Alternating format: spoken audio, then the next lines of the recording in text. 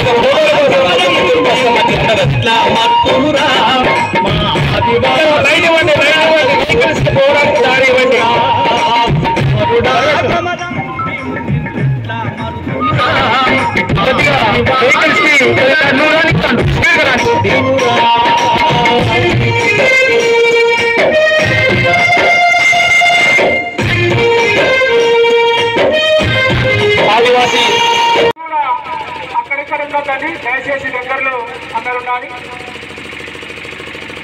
ఈ మన జాతికి సంబంధించిన జెండా ఎగురవేసే కార్యక్రమంలో ప్రతి ఒక్కరు కూడా మేమే ఎగురేసినట్టుగా మనం భావించాలి.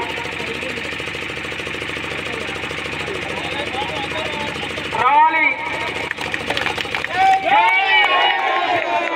చేయి పైకెత్తాలి అందరూ.